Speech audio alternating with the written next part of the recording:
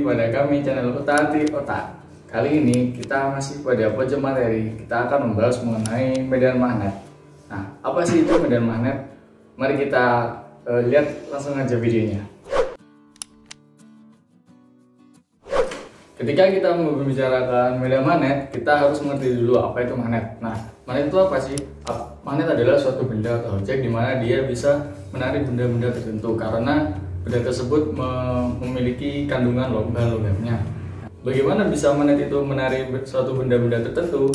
Itu dikarenakan magnet memiliki suatu benda magnet itu memiliki komponen dari elemen magnet, di mana dia bisa menarik benda-benda logam.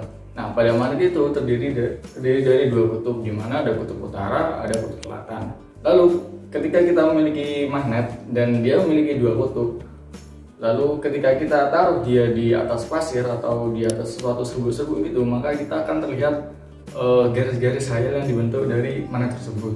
Contohnya ada seperti magnet belakangan seperti ini. Nah, ketika dia ditaruh di pasir, maka akan ada garis khayal yang berbentuk seperti ini, kurang lebih seperti ini.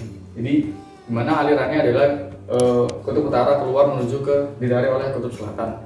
Nah, lalu bagaimana? Lalu apakah garis-garis tersebut adalah garis khayal dari medan magnet. Jadi medan magnet adalah suatu medan yang masih dipengaruhi oleh kekuatan magnet tersebut dikarenakan interaksi antar kutub-kutubnya. Pada magnet, ketika kutub yang senama kita dekatkan, maka dia akan tolak menolak. Berbeda ketika dia dua kutubnya yang berbeda itu kita dekatkan, maka dia akan saling tarik-menarik. Maka dari itu akhirnya terbentuknya medan magnet itu sendiri. Jadi secara fisika medan magnet itu apa sih?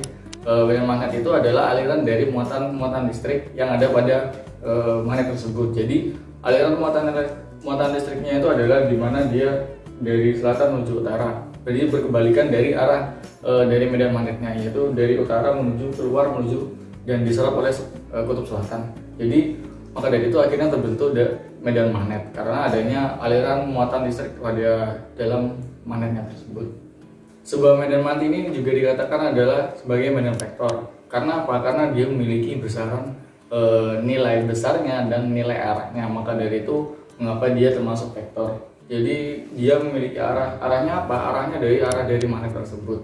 Dan juga memiliki biasanya adalah sudut atau elevasi tertentu. Maka dari itu dia dibahas atau dikelompokkan pada satuan vektor. Lalu apa aja sih yang dibahas pada medan magnet ini terutama untuk SMA, yaitu lebih kepada dia pada medan magnet itu memiliki kuat atau nilai dari medan magnet tersebut, yaitu biasa disebut dengan kuat medan magnet atau biasa disimbolkan dengan huruf B, yang dimana satuannya ada Tesla. Nah, pada setiap kasus tertentu nilai dari B-nya itu bergantung pada lintasan atau kawat dari masing-masing, karena ketika dia kawatnya berbeda, jadi ketika suatu kawat dialiri dengan arus listrik, maka dia akan mengalami medan magnet ketika kita mengambil salah satu titik di luar dari kawat itu. Jadi dia akan mengalami medan magnet karena adanya aliran dari arus listrik tersebut sesuai dengan definisinya tadi. Jadi ketika kawat itu berbeda bentuk, dalam artian dia entah kawatnya lurus yang panjang, atau dia berbentuk lingkaran, atau dia berbentuk lingkar, maka besarnya pun bergantung dari bentuk kawat tersebut. Jadi rumusnya macam-macam, tetapi secara umum hampir menyerupai, bergantung pada bentuk dari kawat tersebut. Kita mulai dari kawat lurus yang sangat panjang. Jadi apa aja sih yang akan dibahas pada medan magnet ini? Yang pertama adalah kuat medan magnet tersebut. Jadi sesuai yang tadi dijelaskan bahwa kuat medan magnet tersebut bergantung pada bentuk dari kawatnya. Jadi ada yang kawat lurus, ada yang kawat melingkar, dan ada yang kawat melingkar bentuk sudut tertentu. Jadi secara umum rumusnya adalah hampir sama, hanya saja perbedaan tertentunya. Nah, pertama kita lihat pada kawat lurus panjang. Artinya apa? Dia panjangnya bisa kita katakan adalah tak hingga. Jadi tidak kita tentukan panjang kawatnya berapa. Nah, rumusnya adalah B sama dengan mu 0 dikalikan I per 2pi. Nah, A itu apa? A adalah jarak antara titik yang kita ambil dengan kawat tersebut. Jadi misal kita ambil titik O di sini, maka jarak A-nya adalah titik O tersebut terhadap kawat tersebut. Nah, jadi Maka dari itu kenapa akhirnya ada muncul medan magnet, ada kuat medan magnetnya, karena ada suatu kawat yang kita aliri arus sehingga maka akan memunculkan medan magnet tersebut. Ini untuk yang kawat lurus panjang. Lalu untuk kawat yang melingkar adalah kawatnya dia berbentuk melingkar. Jadi dia membentuk satu lingkaran penuh, sehingga maka dari itu perbedaannya dengan kawat melingkar dengan sudut tertentu adalah dia istilahnya tidak satu lingkaran full, jadi 3/4 lingkaran atau setengah lingkaran. Maka dari itu dia menerapkan berapa sudut lingkarannya atau sudut elevasi dari lingkaran tersebut. Maka dari itu sebenarnya rumusnya hampir sama, hanya saja perbedaannya adalah tidak ada pi-nya, jadi μ0 dikalikan I per 2A, karena dia adalah berbentuk lingkaran, jadi dia tidak membutuhkan satuan pi, karena biasanya pada lingkaran biasanya dia terdapat pi untuk memudahkan perhitungannya. Lalu apa sih μ0 itu? μ0 adalah suatu tetapan di mana dia nilainya adalah 4 pi dikalikan 10 pangkat min 7. Lalu I-nya adalah kuat arusnya, besar kuat arusnya yaitu ampere. A adalah jaraknya, jarak yang kita tentukan terhadap kuat arusnya tersebut. Lalu ada B dengan satuan atau kuat medan magnet dengan satuannya adalah Tesla. Lalu selanjutnya adalah alfa atau sudut elevasi yang biasa kita tetapkan adalah derajat. Jadi seperti itu yang ada pada medan magnet, dia lebih cenderung membahas mengenai kuat medan magnetnya. Nah, lalu untuk arahnya bagaimana? Kita menggunakan kaidah, misalnya kita memakai tangan kanan nih. Jadi ini adalah jari-jari, keempat jari yang kita ini adalah arah dari medan magnetnya. Lalu yang jempol adalah arah dari kuat arusnya. Jadi misal kita yang pertama arah arusnya adalah ke atas, maka arah medan magnetnya adalah meningkar berlawanan dengan jarum jam. Begitu. Itu adalah kaidah untuk cara gampangnya bagaimana kita menentukan arah-arahnya. Lalu bagaimana yang seperti ini dia kebalikannya. Jadi arah arusnya kita gunakan keempat jari kita, lalu arah medan magnetnya adalah jempolnya. Jadi misalnya kita seperti ini, maka arah medan magnetnya adalah menuju masuk, atau biasa disimbolkan adalah X.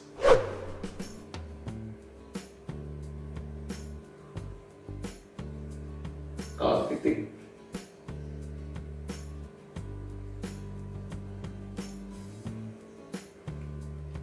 ya seperti itu, maksudnya masuk adalah masuk menuju bidang yang kita acuan.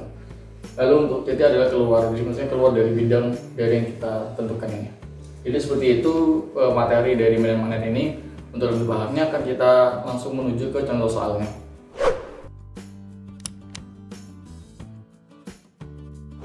Kita masuk pada contoh soal yang pertama, yaitu adalah mengenai pembahasan yaitu kawatnya lurus panjang. Jadi pada soal ini adalah ada dua kawat lurus yang panjang di mana dia diberi jarak. Nah, pada jarak itu kita taruh satu titik yaitu titik P, di mana mereka ada di antara kawat A dan kawat B, di mana keterangannya adalah terhadap A dia berjarak 4 meter dan pada B dia berjarak 8 meter. Nah, kedua arus ini sama-sama dialiri arus sebesar 2 ampere dan arahnya pun juga sama, yaitu searah menuju ke atas.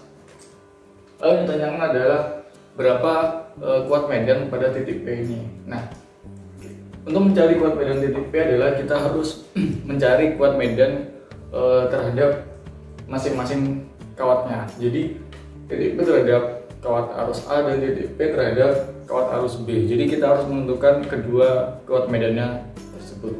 Yang pertama kita pada kawat arus A. Langsung aja kita tuliskan BA dan BB.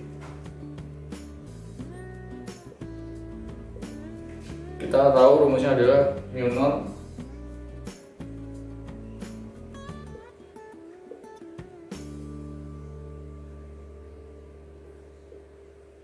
nah, kita masukkan A-nya. A pada A titik P terhadap A adalah 4 meter. Kita masukkan 4 pi kalikan 10 pangkat min 7 kalikan I-nya adalah 2 per 2 pi. Kita masukkan nilai A nya adalah 4, Sehingga kita coret dari 2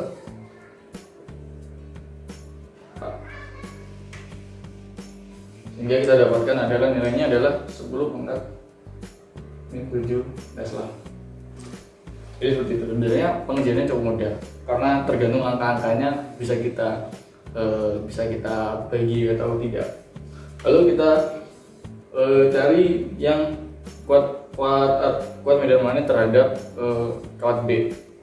Kita teruskan adalah BB sama dengan kita masukkan rumusnya, ini 0 dikalikan I per 2I dikalikan A. Yang membedakan adalah nilai A nya, karena dia yang satunya 4, yang satunya 8, sedangkan arusnya sama dan arahnya juga sama, jadi tidak dipermasalahkan, hanya berbeda nilai A nya. Kita masukkan 4I dikalikan 10 pangkat min 7 dikalikan 2 per 2pi, kita masukkan nilai A nya 8. Saya coret 2 sehingga bisa kita teruskan adalah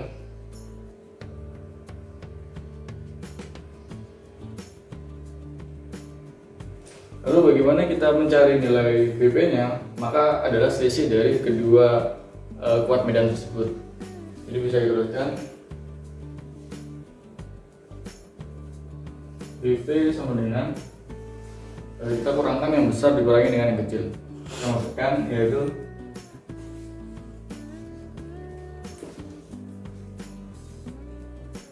kita masukkan nilainya 10 pangkat min 7 Tesla.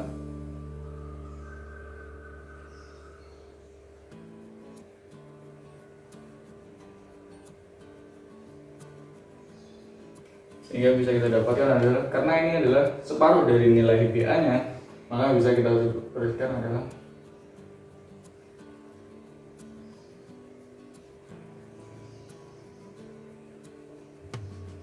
jadi nilai dari kuat medan pada titik P di mana dia diapit oleh dua kawat yang dialiri dengan arus adalah sekian, yaitu sama dengan 10 pangkat min 7, atau bisa kita katakan bahwa separuh nilai dari BA nya. Karena apa? Karena dia bergantung pada jarak titik yang kita ambil dengan kawat tersebut.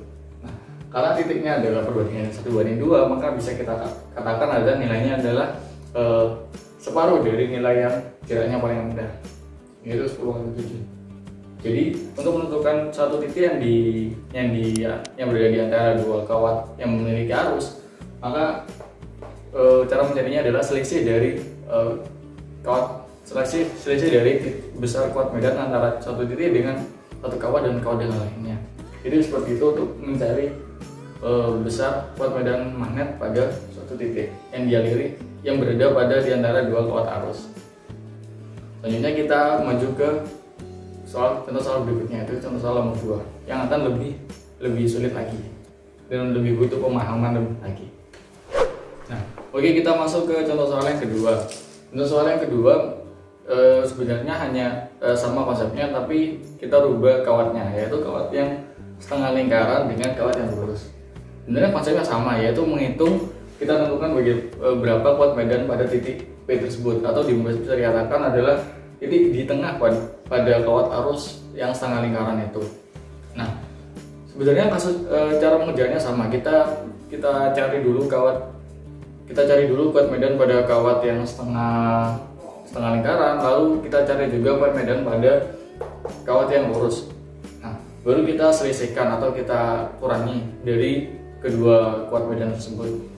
Nah, hanya saja kita berbeda dengan yang awal tadi, kita kan dua kawat arus yang lurus. Nah, kalau yang ini satunya adalah kawat lurus, yang satunya adalah kawat yang setengah lingkaran. Nah, bagaimana cara mengerjakannya? Kita seperti yang tadi, kita kerjakan satu-satu dulu. Misal kita yang setengah lingkaran kita sebut adalah kawat 1, yang lurus adalah kawat 2. Jadi kita tentukan dulu B1 sama dengan ini 0 dikalikan I per 2A. Ini adalah rumus untuk yang satu lingkaran penuh. Lalu bagaimana jika dia bentuknya adalah setengah lingkaran. Seperti yang tadi rumusnya adalah sudut elevasi per satu lingkaran penuh, yaitu sudutnya adalah ketika setengah lingkaran dia adalah bentuk 180 derajat. Lalu kita tekan dengan satu lingkaran penuh yaitu 360 derajat. Yang dapat kita tuliskan adalah, ini kan bisa kita sederhanakan berarti menjadi setengah dikalikan nominalnya kita masukkan 4pi dikalikan 10 pangkat min 7 per 2 dikalikan A nya adalah 1. Lalu kita masukkan arusnya adalah 8 per 4pi 8 per pi. Lalu kita langsung hitung, yaitu 4 nya habis, pi nya kita coret habis, 2 nya habis. Lalu sisa adalah 8 kalikan 10 pangkat min 7 Tesla. Ini adalah nilai kuat medan magnetnya pada kawat yang pertama, yaitu setengah lingkaran. Lalu untuk kawat yang kedua, sama seperti yang tadi rumusnya, karena kawatnya adalah lurus, yaitu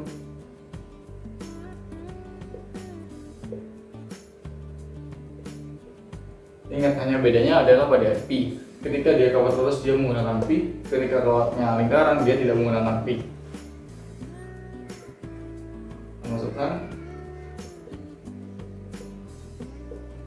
Kita masukkan nilainya.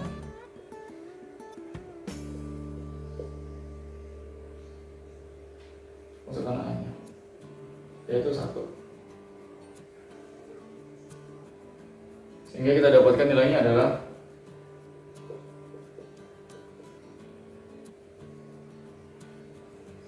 ini. Lalu bagaimana kita mencari titik P? Sama seperti tadi, kita kurangkan antara kuat medan satu dengan kuat medan yang lainnya, sehingga PP kita tuliskan adalah B1 dikurangi dengan B2.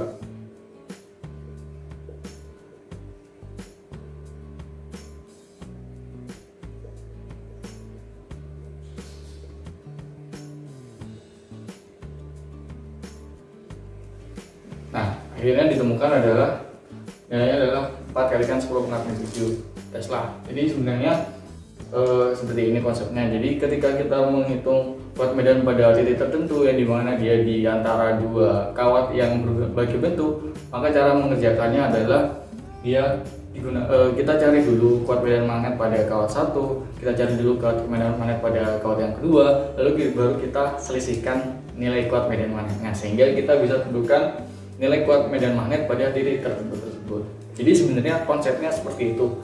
Kita harus memahami konsep dari kuat medan magnet tersebut, baru kita bisa gunakan atau bisa mengerjakan berbagai persoalan yang bisa kita katakan adalah sebenarnya hanya divariasi dan dikembangkan. Jadi kita dalam mengerjakan persoalan fisika kita harus paham dulu konsep awalnya dan bagaimana cara mengerjakannya. Oke teman-teman, sekian dulu materi mengenai medan magnet ini. Dan jangan lupa teman-teman dukung channel kita yaitu Otak dengan cara subscribe channel kita. Lalu teman-teman bisa like, comment, dan share video kita ke seluruh sosial media kalian yang punya. Lalu jangan lupa teman-teman juga bisa nonton video kita yang sebelum-sebelumnya, karena banyak sekali video dari kita yang sangat berguna bagi teman-teman semua. Dan juga teman-teman jangan lupa kunjungi website kami yaitu otakatiota.com dan bisa teman-teman mainkan kuisnya di sana. Salam dari Sabang, sampai Merauke.